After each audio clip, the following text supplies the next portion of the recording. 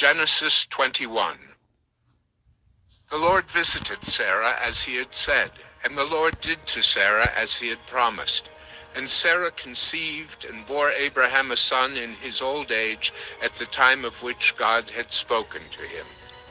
Abraham called the name of his son who was born to him, whom Sarah bore him, Isaac. And Abraham circumcised his son Isaac when he was 8 days old, as God had commanded him. Abraham was 100 years old when his son Isaac was born to him. And Sarah said, God has made laughter for me. Everyone who hears will laugh over me. And she said, Who would have said to Abraham that Sarah would nurse children? Yet I have borne him a son in his old age. And the child grew and was weaned. And Abraham made a great feast on the day that Isaac was weaned. But Sarah saw the son of Hagar the Egyptian, whom she had borne to Abraham, laughing. So she said to Abraham, Cast out this slave woman with her son, for the son of this slave woman shall not be heir with my son Isaac. And the thing was very displeasing to Abraham on account of his son. But God said to Abraham, Be not displeased because of the boy and because of your slave woman. Whatever Sarah says to you, do as she tells you, for through Isaac shall your offspring be named. And I will make a nation of the son of the slave woman also, because he is your offspring. So Abraham rose early in the morning and took bread and a skin of water and gave it to Hagar, putting it on her shoulder along with the child, and sent her away. And she departed and wandered in the wilderness of Beersheba. When the water in the skin was gone, she put the child under one of the bushes. Then she went and sat down opposite him, a good way off, about the distance of a bow shot. For she said, Let me not look on the death of the child. And as she sat opposite him, she lifted up her voice and wept.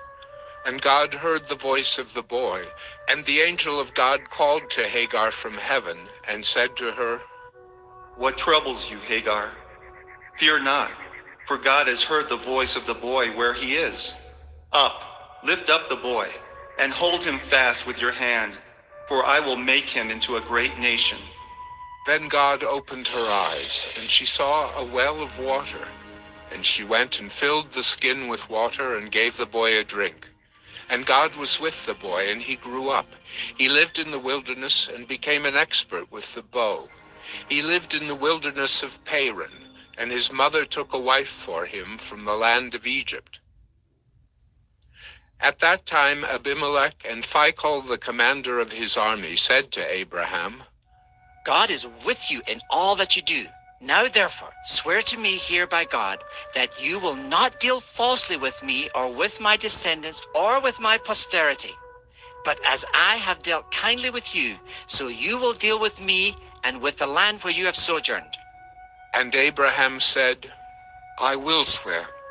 When Abraham reproved Abimelech about a well of water that Abimelech's servants had seized, Abimelech said, I do not know who has done this thing. You did not tell me, and I have not heard of it until today. So Abraham took sheep and oxen and gave them to Abimelech, and the two men made a covenant.